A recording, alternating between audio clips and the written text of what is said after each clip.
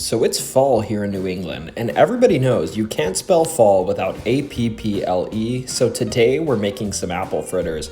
In front of you are some of the ingredients you need. You're going to need salt, baking powder, all-purpose flour, brown sugar, vanilla extract, or scotch or bourbon or something else will do. You'll need an egg, you'll need apples, and also you need some other things not shown in this like apple cider, but we will get to that and the ingredients will be listed in the description. First, we're going to make the dry mix here, which includes stuff like your flour, your sugar, and your spices. First things first, we're going to measure out about 3/4 of a cup of all-purpose flour and put it into the mixing bowl. And next, you're going to want to add about 1/8 of a cup of brown sugar. And 1 teaspoon of baking powder is all you need. Now, a lot of apple fritter recipes call for cinnamon. However, in my case, I add a 1/2 teaspoon of pumpkin pie spice and a 1/2 teaspoon of nutmeg, and I think it turns out great. Finally, I add about 1/4 teaspoon of salt. And at this point, in lieu of vanilla extract, I add about 1 teaspoon of bourbon or scotch or something else. And while most recipes call for milk at this point, I instead, for appley flavor, add 1/3 cup of apple cider. And then I add 1 large egg. And next, it's time to mix everything up so that the moisture is well distributed, but hold off on mixing any further than that until the apples are added. So at this point, it's time to chop the apples. Personally, I went with 2 medium-sized Honeycrisp apples.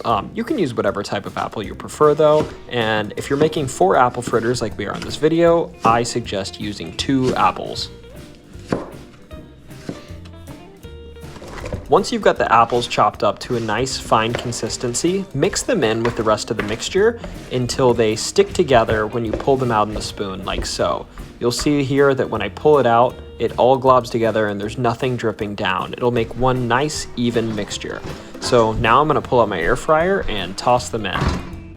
In the oven, I might do something a bit different, but in the air fryer, I set it to 400 for 6 minutes on air fry, and I air fry them for those 6 minutes on each side. So once this initial 6 minutes is over, I'll flip them and do them for another 6 minutes. And don't make a mess like I did just there.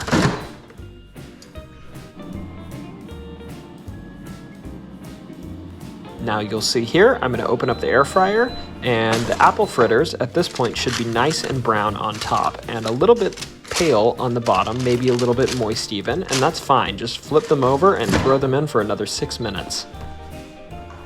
And when you pull them out, the bottom should look similarly brown to the top. These are going to be really nice and crispy at this point, probably even a little bit crunchy on the outside and soft on the inside.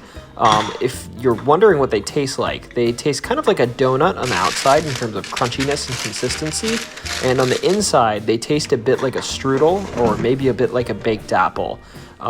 They really just kind of have a nice appley, strudely, donutty flavor to them. If you're looking for a way to get rid of some of the extra apples you have left over from apple picking, or just to make a nice fall treat for your kids or your family, I highly recommend making some apple fritters. I really enjoyed making these and I'll definitely be making them again.